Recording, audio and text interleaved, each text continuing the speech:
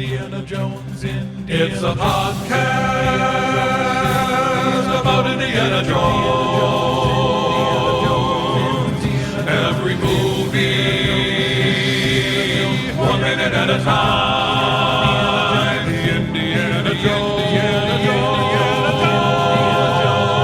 Minute. Welcome back to the Indiana Jones Minute, the podcast where we get to the heart of Indiana Jones and the Temple of Doom, one Shiva betrayal at a time. I'm the Admiral, Pete Blumburtt. I'm just regular old Tom Taylor. And I'm Jerry Porter, the intern. Oh. Well, Pick that up. Yeah. Let's turn that frown upside down. Today, neither snow nor rain nor heat nor gloom of night stays our next guest from swift completion of today's minute. Gordie Adams, the man in postal blue, welcome to the show. Thank you. I was wondering how you were going to figure out how to get that mailman thing in there. We've got some good messenger bag satchel minutes coming up for you here too. Yeah, but I'm a little disappointed because Jer's already sad 3 seconds into the podcast. Oh, it'll go away. He told me to turn the frown upside down, and I have to. Clear. That's the intern. Now I he's literally happy. have to. Yeah. Yeah, now I'm happy. That sounds good. Close one. Yeah. And today we're going to talk about minute 109. Minute 109 begins with Tuco and Blondie fighting over the Sankara stones and ends with the triumph of colonialism over Indian self-rule and free will. Finally. Finally. And as you may have noted from my introduction, minute 109 begins with an absolutely crazy romantic version of the Raiders March, and it sounds almost exactly like if Ennio Morricone had written it for Good, the Bad, and the Ugly. Oh, wow. That's Yeah. good. That's Like good. those really yeah. like all-out trumpets going. And it's Right. Yeah. I want before we get into this, I want to say, just to frame the minute, at least the way I'm coming at it, every one of my notes ends with a question mark. I have nothing but questions about this minute. I need this explained to me. I'm almost gonna sit back and listen to you guys because I don't know where to even start. Well, I have a little present for you, Pete. Oh. At second two, I thought of you because Mola Ram says, "The stones are mine," and he's so earnest, and he's clutching dearly to the man purse, and he looks at Indy, and his eyes are pools of injustice. He's been wronged, and Yeah. it's like the British have stolen his headdress, they've stolen the good silverware, they've stolen his lava, and he'll be damned if they're gonna snake his world domination. He literally, like, if you look at him, Yeah. He's really whatever he's done in the past. He has a spotty career, but other than that, like, he really believes that Indiana Jones is betraying him, or at least the world is. He does not deserve this. Those are his stones, and what can't you see, Mr. Guy on the bridge? I love you, Jerry. That was beautiful. Now I feel bad for the guy. Yeah, yeah. And Indy just kind of, turns the knife here because he starts chanting, and he starts chanting in Hindi. And he says, "You betrayed Shiva. You believe in Shiva. You betrayed Shiva." And to me, this seems like an absolutely huge admission for Indy, because he's saying, when he's saying you believe in Shiva, he seems to be saying that either he knows Mola Ram has been forced to drink the Kali blood and he's doing this against his will, or else Indy's, a true believer and he's angry at Mola Ram for forsaking Shiva. It's almost like it's confusing. Yeah. Yeah. Because he's suddenly like, he's a self-righteous, Shiva Pharisee, and he's telling Mola Ram he's not doing the right thing. Have any of you guys ever been to a Pentecostal church? No, I have not, but yeah. I have, yeah. That was just straight up talking in tongues, just out of nowhere, just completely out of nowhere. Just it's like, oh, I got this. I know. All of a sudden, I know this language. It's just coming to me. Yeah. And for what end? To get the stone back? And yeah, that was crazy. I couldn't believe just how intense Indy got too. It is super weird. Like, Yeah. I knew watching it this time that Pete would have a translation of what he said, but that doesn't tell me, like, sitting in the theater, what am I supposed to get from this? Like, Yeah. I'm not going to know what he's saying. I'm not going to know why he is saying it. I still don't know why he's saying it. I don't know why Indiana Jones is suddenly, going into another language that we didn't know that he knew. I think Mola Ram and the shaman are two sides of a coin. And Mola Ram has given people the Kali blood to drink. And I think when Indy was back at the shaman's house, he gave him the Shiva version of the Kali blood. It's maybe like a Shiva sandwich. And so I think Indy has been a fanatical Shiva servant the same way that Mola Ram has become a fanatical Kali servant. And I think that's why Indy suddenly acts like this. And he seems to behave in ways that Indiana Jones wouldn't normally behave. But why hasn't he been doing it the whole time? Maybe maybe it kind of turns on and off when it's needed. I don't know. Are you talking about that banana leaf plate? Yeah. Like he ate that, and that was the shaman's version of Khaled? Yeah. Like kind of like a wrap. Yeah. He got like a Shiva wrap. Yeah. It makes as much sense as anything else. 2 points to Pete. Yeah. Well, does Mola Ram think Indy has a point here? Because he has this anguished countenance. Yeah. And he's got some regret hanging from his nose. Like if you look at him, he's kind of, Indy's chastising him right here, isn't he? I mean, it's a admonishment. He's like, you betrayed Shiva. Now, is he saying that because Mola Ram just said that the stones are his? Is that where this is stemming from? Or is this just, you're a bad guy and I'm calling you out for being a bad guy? Or is it because, is he betraying Shiva because he's claiming ownership of the stones? Yeah, I don't know. It's hard to tease I got this you, one didn't I? No, it is. I would think that, sort of the big umbrella you betrayed Shiva would be, he gave the stones to Sankara, right? Mm-hmm. Yeah. Right. And he gave them to sort of combat evil. And they were, I don't know, Sankara to use, I guess. And I guess is he calling them out because like you use the stones for evil? No, I don't think that's possible, because if I break into somebody's house and steal something from him, I didn't betray the guy. I stole from him. If I betray the guy, I like befriend him and I say, I get close to him and then go behind his back. So this seems to me to be saying Indy's saying you've drunk the Khaled. And so none of this is actually even Mola Ram's fault. That's why he's so scared all of a sudden out of nowhere. It's it's like for some reason, this is the first time that Mola Ram has been actually weirded out by this. Like before, everything was always in his control. Yeah, that's true. It is, but why does Indy bring this up now on the bridge? I mean, why didn't he bring it? He didn't. They could have had this discussion, like, in the Khaled room. Could have been okay. Well, the other thing is they seem to be magic words that ignite the Sankara stones. Exactly. I was wondering about that too. All of a sudden, these things are like hot potato. Out of nowhere, right through the bag. Yeah, we've seen them glow before, but they've never been hot before. And I don't like. Is it? Is it like the Force, where there's there's a light side and a dark side? Like both Shiva and Kali can tap into this, kind of like Wi-Fi if you know the password. Maybe. Because it's weird that they're both able to use the stones to get power for different purposes. Yeah. Well, and once the fire bursts through the man purse, is Mola Ram like, damn it, you're kidding me? Like Johnny Clown Shoes is right. I mean, he built this entire Temple of Doom. Yeah. And this dude shows up and just tears it down in one, and it literally in one Hindi phrase. And he says, you betrayed Shiva? It's like, that's all it took? Yeah, it's a huge slap in the face. And I'm going to say right now, definitively, that Mola Ram wakes up from the black sleep when he gets burned.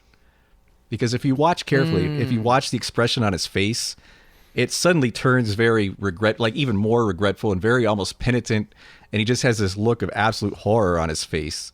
Oh, just before his demise. Oh, yeah. Wow, I didn't even think about that. That he just got his. In the novelization, it's made more overt, and Indy actually even feels sorry for him as he's falling. But in the movie, it gets super creepy because if you pause it at just the right time and watch it very carefully, right when Mola Ram's hand starts to burn and you see this look of kind of realization cross his face, it cuts to Indy, and Indy gets this really creepy psychopathic smile, like he's enjoying like he's enjoying what's happening. Once again. Yeah. That's super weird. You know what? I see it. I just paused right on it. Yeah. I think Indy's actually like, oh my God, this is working. Yeah, how did You that gotta come? be kidding me. Like, he's like, I sat in on that Religions of the World course, and I can't believe this stuff is actually working. But you've touched on this quite a bit, Pete. Is Shiva using Indy as a proxy here? Like, has Shiva been mad at Mola Ram and Kali this whole time, but just didn't have the right mortal counterpart to wrestle the stones back? Yeah, and I think there's proof later in the minute that happens that we'll get to. Because I mean, I don't want to jump too far ahead, but in a couple of minutes, in a few seconds, a bunch of guys are going to start shooting arrows at Indy, and you'll notice that some of them magically bounce off of him. Oh, yeah. And that's pure Shiva magic right there. Yeah. Well, wait a second. This is basically God versus God, right, Pete? Yeah, which is what the shaman said at the beginning. Right. And to be clear, it's also husband versus wife. I was going to say, aren't these two gods supposedly on the same side? Like they're part of the same system? They're sort of, And in the religion, Shiva often has to placate Kali. But I mean, this whole thing could just be, solved with a little bit of marital counseling. Yeah. Yeah. We don't have, I mean... Yeah, there's a lot of collateral damage. There's a lot of collateral damage. I mean, it's like they got a family of 5,000 people that are all affected by this, with Mayapur and all the kids, and then all the mimes and Chanarlal and the Maharaja. I mean, but it's a good meditation on war. It's always the people that have nothing to do with starting it that end up being the ones that really suffer for it. Same with marriage. Yeah. Oh, come on, give me a kink. So do you guys think that Indy at this moment is still just trying to get the stone back to the village, or do you think he is just trying to win this battle? See, I don't know what he's trying to do, because he doesn't seem to care that the stones are falling out.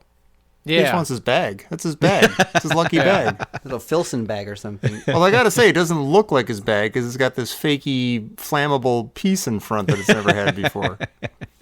My wife was asking that. I was watching this with her, and she's like, wait, why aren't these burning out the bottom of the bag? Like, what's in his bag that's keeping them from just falling out the bottom? Why did they? I'm like, well, dear, because you wouldn't see it as well if they fell out the bottom.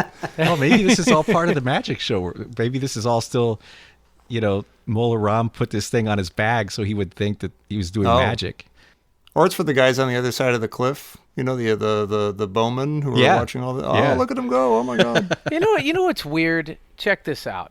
I mean, what was it, 45 minutes ago when Mola Ram and Indy were in the Khaled room, and Mola Ram was giving him the whole spiel. And remember what Indy had to say to him? Ha! Right? And now he's got this, this incantation that solves everything. I mean, Could this be like a kind of don't look at it Marion thing where this was explained in an earlier version, but they cut it out and back in the village, the shaman was like, now if you get into a jam, here's what you say, and something magical will happen. Just click your heels. That's a good question. I haven't come across that. But. Yeah, I actually have that written down. I do have that. This is a don't look at it, Marion, right around here. I do. Yeah, that's kind of the vibe. Yeah, and you want to know why? This is why. Because Indy is totally cool with the stones being lost to the river. He's okay with the stones going back to Earth. Like he's like, I don't need that stone. Oh, there goes another one. I don't need that stone either. It's like he's sort of reconciled, I think, at least with two of the stones, which is a little bit like at the end of Raiders where he's tied up. He's like, you know what? All I've ever wanted to do is see the Ark open, but I'm not going to look at the Ark. That's what's appropriate right here. And I think Indy is saying, no, the stones go back to the earth. And what's interesting is Mola Ram isn't cool with that, and his avarice gets the best of him. And, that is why I think Indy has the moral high ground here. The fact that he acquiesces and he lets the Sankara stones return to the earth. Except for that one, Except for, which luckily is the last one to fall out. yeah, and that this is sort of his moment of humility. And what's interesting is, like, when Mola Ram grabs the stone and it's burning hot in his hand, and then it pops onto Indy's hand, like, is that just simple convection? Like, is the heat just transferred to Mola Ram's hand, and then then the stone is cool, just straight up physics, and he's like, oh, it's okay, I'll grab it. He got a good bounce. In less than a second. Yeah. Yeah, it does. There might be a little supernatural hoo-ha going on. Could be. In the script, it says Indy repeats Sankara's warning that had been written in Sanskrit. So I think he's paraphrasing what was written on that cloth that the kid brought him in the village. Oh. Oh, so you got it right. Because that said, follow in the footsteps of Shiva, do not betray his truth. So maybe, which is not actually, he's not saying that. So, but maybe in the original script, that's where he got what he was saying, is he remembered what was on that parchment thing. I guess so. It still doesn't make a lot of sense right here. Yeah. As we're talking, I'm checking off whether or not we're answering my questions that I had written down, and I've only checked off like one so far. I'm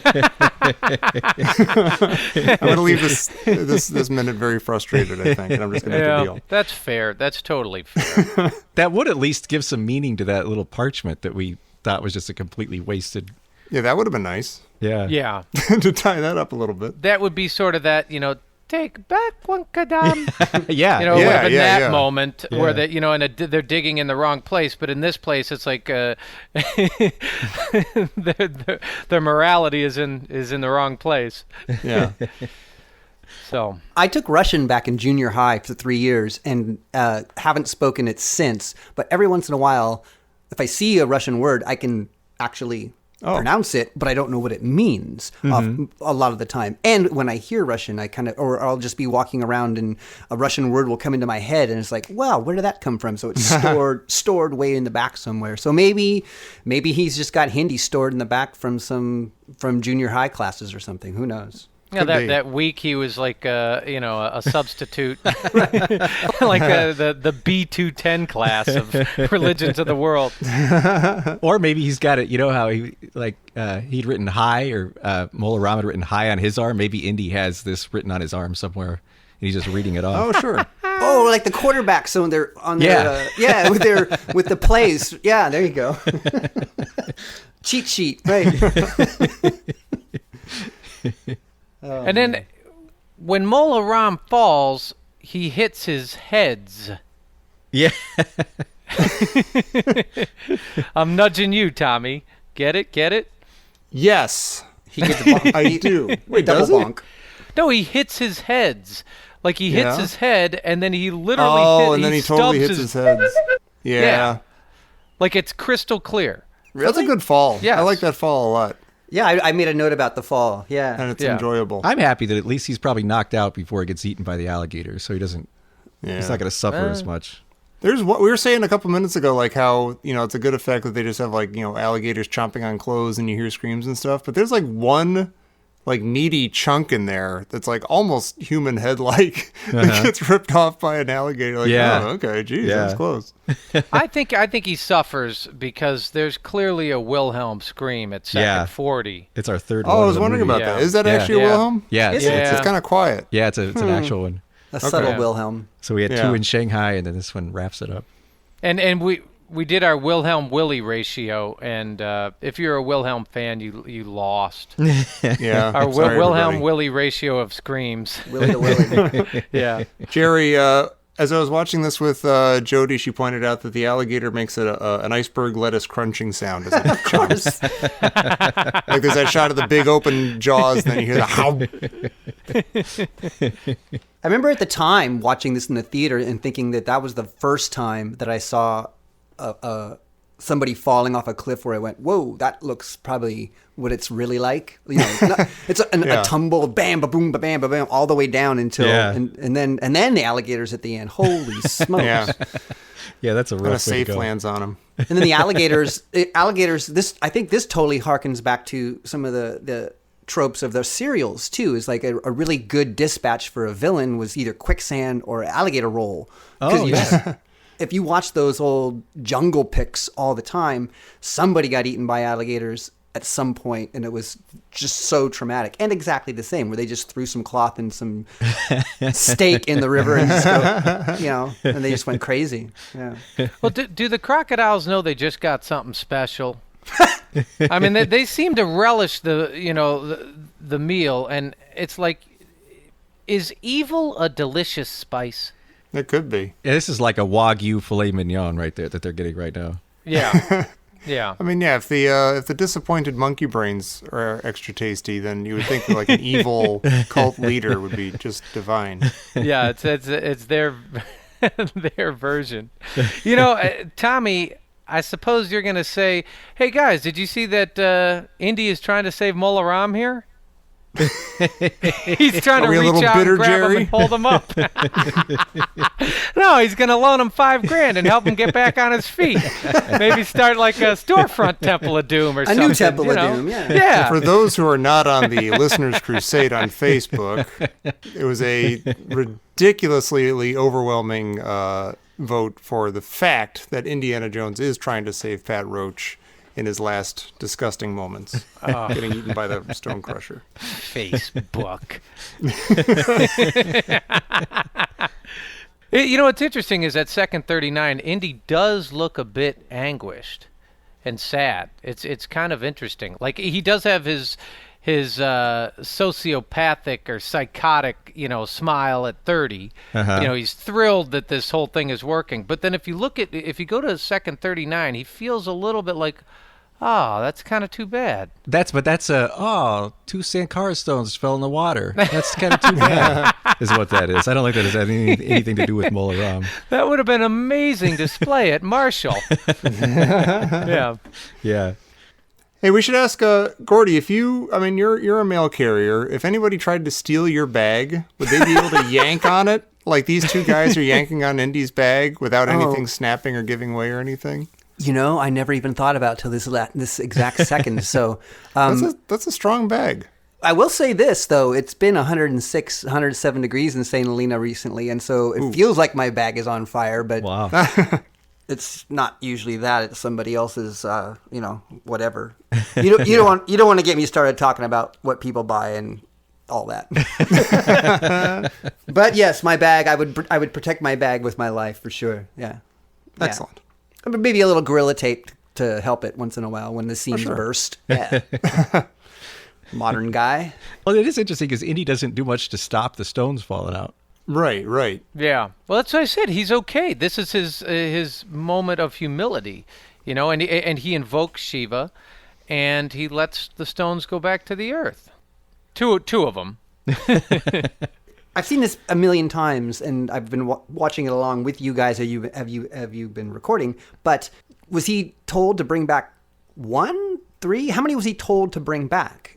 The village just had one that was stolen. Yeah, they just said bring back the stone. They only needed 1 replacement. Yeah. Yeah. So he thought, Yeah. okay, well, those 2 would be extra. What would I do with those?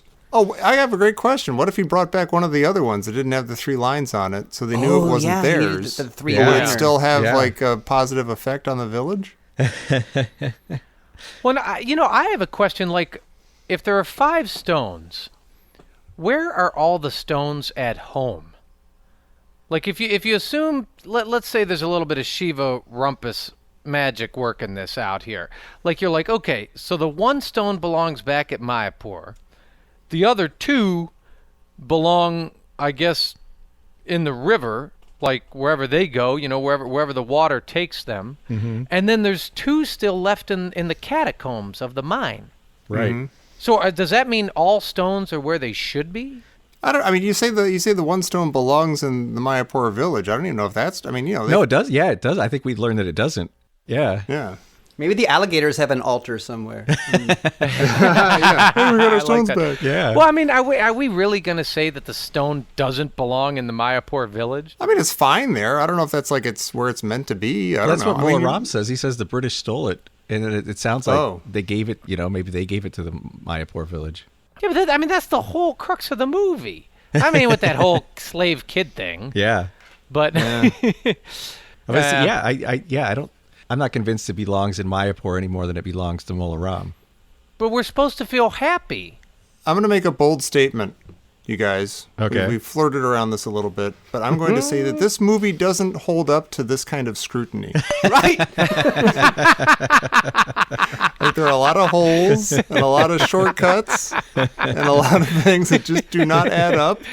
And this is a terrible mistake. We shouldn't have done this. I used to like Temple of Doom. Yeah, this is the last few minutes, and then it's over, so you're just... Minute 109. Yeah. I almost made it. You're I almost questioning made it. How are we doing on your questions, Tom? Oh, my God. I would actually like to go down my list of questions because Yeah, only let's one hear of 'em. them has been answered even partially. Okay. Okay, great. What is Indy saying and why? I at least know what he's saying. I don't think I've answered or we figured out why. Why did the stones burn now when they didn't before? I guess we're to believe that it's because Indy's saying stuff in another language. Or guess. I think that in his I'm gonna go out on a limb here, and I don't really want to, but I think in his heart or in the universe, whatever you want to say, he has the morality or he has the moral high ground here, and that the stones aren't supposed to be in Mola Ram's possession, and maybe, I don't know, maybe Indy was, there's probably a scene missing. Maybe Indy was thinking of stealing the stones and taking them back to Marshall College or whatever, and he has a moment where he says, no, all I really need to do is get the one stone back and give that stone back to the Mayapur village so those people can have fruitful lives. That's what I'm supposed to do, and that's what I'm going to do, and I'm going to invoke Shiva right now to do it. Well, I've got a question, Tom. I don't mean to jump into your questions. No, but no, go ahead. This affects a question I have written down: is why do gods keep finding Indy worthy? Like they in Yeah. every movie, they find him Wow. worthy, and he's not, by any classical definition, really a standing, an upright, great human being. And I wonder if it's only by definition of the fact that he's standing next to people that are, like Nazis or people that enslave and torture children. That Or he it could seems just be worthy. that crazy old men point him and say, "Oh, you didn't just fall out of a plane. Shiva brought you here. Now I'm putting that on you, and now you got to deal with that." Well, I mean, they'd probably say they know that he's capable. Like, he's the guy who can get the job done. So he's the man for hire. He's the right man for and the job. he's the guy who has the tools, even though it looks like he is out of tools, and he keeps like for instance the bridge sequence. You're like, well, I mean, he's really stuck. How's he going to get out of this one? This is impossible. And yet he has one more tool in that Mary Poppins bag. And he reaches out and he pulls the machete and cuts the bridge in half. And you're like, well, that's why you call this dude if you're a deity. So if Yeah. he had a tattoo, it'd be like God's hitman. Yeah, or yeah, He's just sure. the guy that does the unpleasant jobs. He's kind of like David Lee Roth. He kind of stumbles and bumbles his way through things and surrounds himself with people who get the job done for him. Yeah, That's one of the all-time best comments I've ever heard on this podcast. Yes, he's like David Lee Roth. Exactly. Yeah. That's exactly right. you didn't even have to explain that. You No. could have just left it right there. He barely speaks English. Boozdy bop, zitty bop. Yes. That's just how I feel. Yeah, that's genius. Yeah, Andy's the greatest. Both of them are the greatest. yeah. You're right. Oh, okay. Wait, a couple more questions. Okay, when? Oh, yeah. Yeah. When, since when does Indy's bag have this more flammable patch on the front? Why do the stones not fall out of the bottom? And how does the stone cool off between the time Mola Ram drops it and Indy grabs it? Those are my big questions. Well, the Kali blood could have burned it off of Mola Ram's hand. Like maybe that took on it, that ate up all the heat from the stone. Like that was it burned off that energy to burn off the evil of the Kali blood. That's what I always read it as. You said so it's convection, plus burning off Khalid. There would be conduction. You say convection, I say contrivance. What's your function? So I'm gonna say Tom is still so slightly in the skeptic camp here. I think I might be. I think I'm pulling my sleeping bag over my head in the skeptic camp. Yeah. I mean, what's interesting about these movies is there's always, like I said, there's always an alley-oop from a god. Can I Yeah. ask something about that, Yeah. though, as we're talking, especially since we're talking about it here? I mean, we're just talking about how Indiana Jones is the guy who gets the job done. He's got a machete. He gets out of a no-win situation, But then he keeps needing, depending on how you read it, he needs some higher power to step in and do a deus ex machina and save the day. Words right out of my mouth. Yeah. See? I was Yeah. Gonna, Yeah. I Gordie's was going to with say me. the same exact thing. Yep. You just pronounced it better than I would have. Yeah. I hope I did it right. I just kind of winged it. That's why I didn't say it. Oh, see? I mean, does that diminish his effectiveness as a hero or as a? I mean, I don't get that feeling from Raiders, but I definitely get it here. I think Yeah. that's just what kind of movies these are. Like every one of them has like a supernatural or, some kind of extra presence that helps him out at the end. Yeah, that's true. I mean, that's Yeah. Indiana Jones. Like that's just what you get with an Indiana Jones movie. I guess. I mean, so. he's also supposed to be the guy who reads these, I guess, moral conundrums correctly. Yeah. Yeah. I mean, whereas the other guys don't. For instance, Belloc. It would take just a nudge to make Indiana Jones like Belloc. You know Yeah. what I mean? And you're like, well, yeah, but they're different.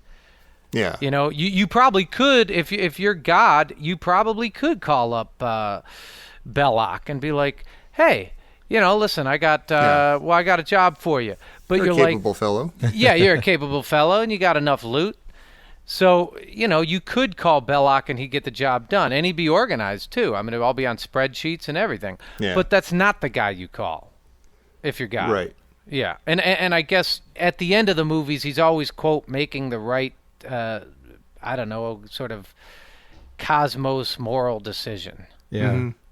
At least that's the way they paint it in minute 109 and whatever. I don't know if he actually. I don't fully believe it, but Yeah. for these few minutes, it comes off that way. Yeah. And then we get, after Deus Ex Machina, we get Blumburtt Ex Machina. Not just that, but Maharaja. Ex we get Machina. Yeah, we get. I well, can't believe it. Is it the Maharaja? Is my first question. Uh-oh. Yeah, yeah. Oh boy. What do you mean? Standing? He looks like a different kid. He's wearing a different outfit.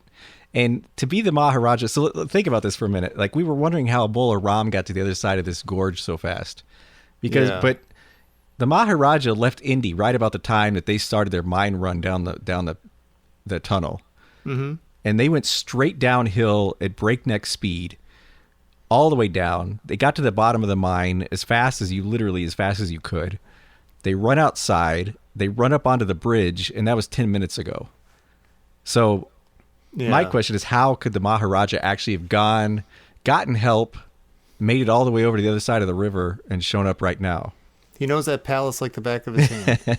He knows all the secret passages. But there's also the implication that there's this one rope bridge that traverses this river in this canyon. How did anybody get to the other side? Yeah, we've been wrestling Oh, with that. yeah. It's just like, it's just like, you just, okay. Yeah. Yeah, and I feel like if that's a question for you as a mail carrier, I feel like all the shortcuts. I mean, how everybody would kind of cut. You'd be like, no, that's a little extra, and there's more steps there. If I'm really in a hurry, I'm going to go this way. Yeah. If you're calling, Yeah, I know all Then- the shortcuts. Yeah, I Yeah. train people that way. It's just like, nope, Yeah. nope, you got to go over there. Yeah, okay. and we've wrestled with that. How does everybody get to the bridge, and where exactly is it? And, Pete, that is the Maharaja. I'm looking at him. Yeah. Straight up. Is And it? why do you say he's wearing something different? He changed. He's got like a match. He matches the guards now, the colonial soldiers. What are you This isn't what he was talking wearing when we last saw him. He's got like all No. he's wearing is like his headdress thing, the black one, and all those beads. He's got a nice silver like sarong he's wearing.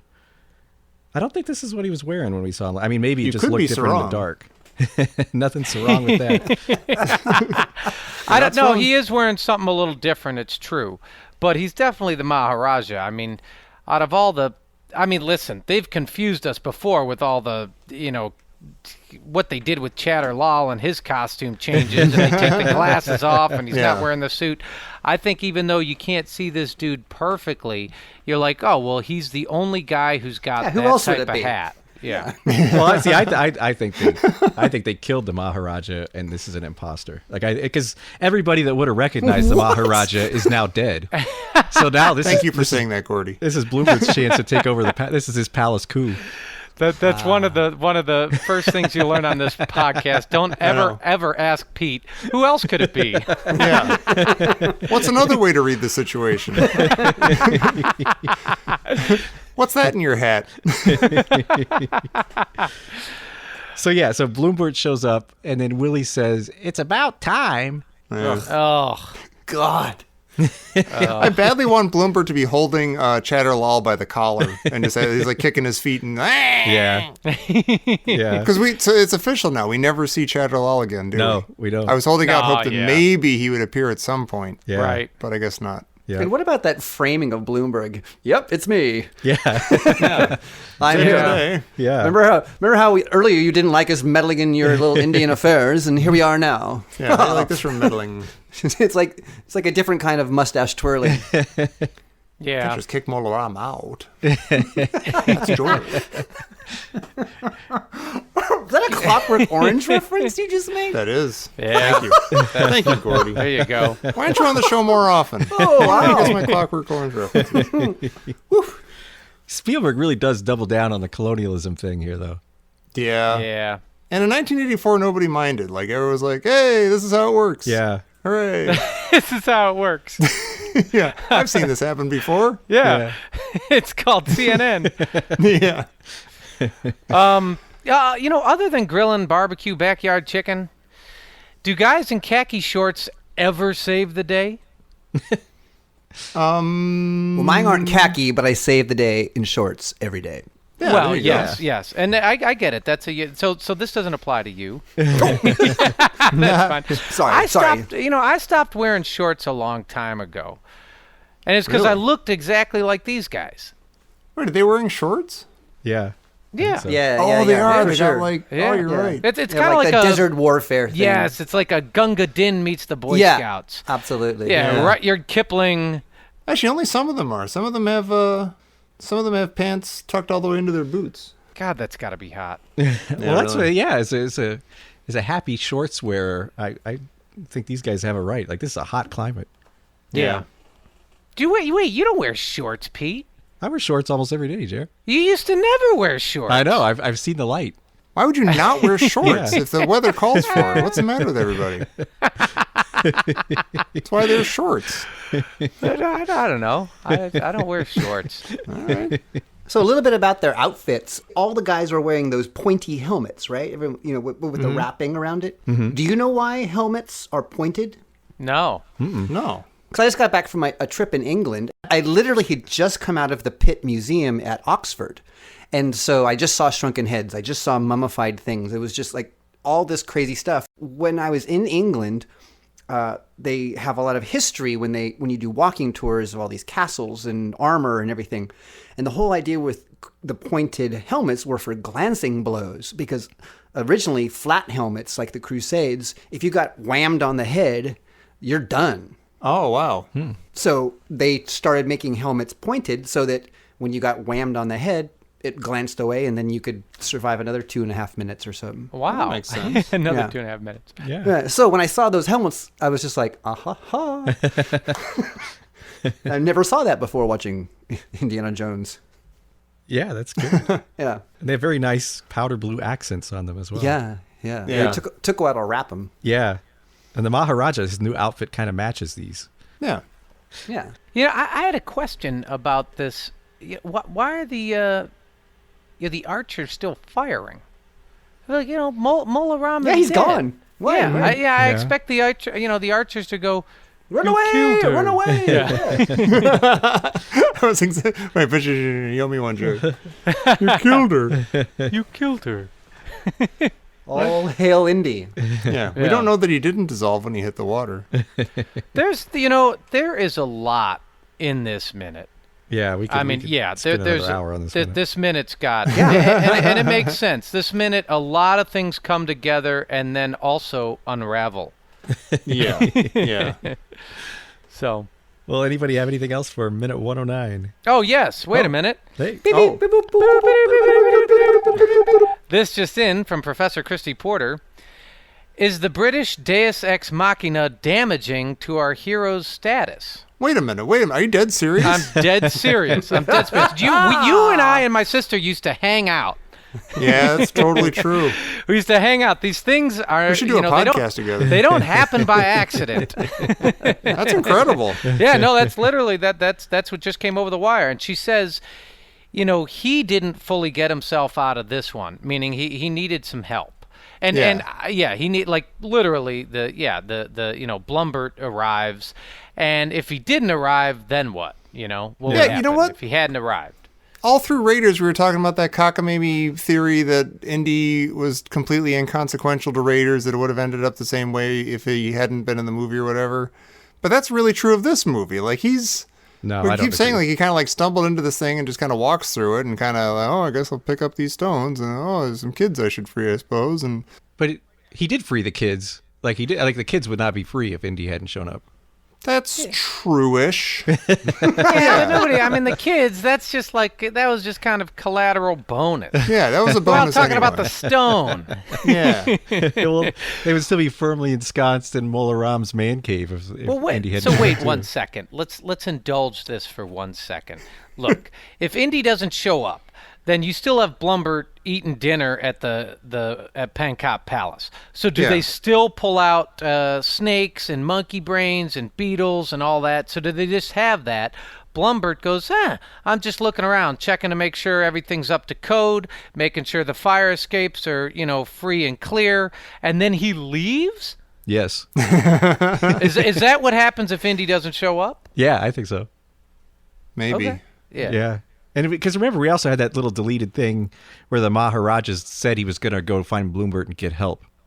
Right, So- right. Right. And right, that, right. if we consider that part of the movie, I don't know if we can or not, then Blumburtt would not have come back without him. I mean, we could see that the Maharaj is here in Yeah. the movie, in the scene. Yeah. So you can sort of put two and two together. I've never ever seen the Maharaja before No. today. It's such a Me fast neither. little, yeah. Yeah. And the reason is because they don't think it's important, Yeah. or You're right. or Harrison Ford hurt his back. yeah. Yeah, I think that was it. And some people Yeah. might say you didn't even see him today. So Jeez. In my country. on that note, Oh, man. Gordie, Yeah. thank you for joining us today. Oh, yeah. Yeah, this is fun. Super fun. Is there any place you'd like to send people if they'd like to find out more about you or check out other things you're working on? Well, I do. Not only do I listen to podcasts 8 hours a day, 6 days a week, I have my own podcast because I figured anybody can do this, right? I mean, anybody can do this. So years ago, I started a podcast kind of modeled after whatever everybody else was doing, was just, hanging out with your friends and talking. And so I started a Gordcast, and it was me and my buddy who grew up together in Napa, California, and we were totally into music, but at the time we were in our 40s.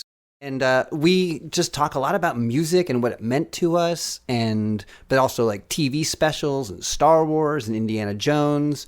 And it started out as just a conversation. And after a while, we started talking, like every year became a specific year by the episode. Like 86 we covered 1986 and on and on and Oh, on. cool. Awesome.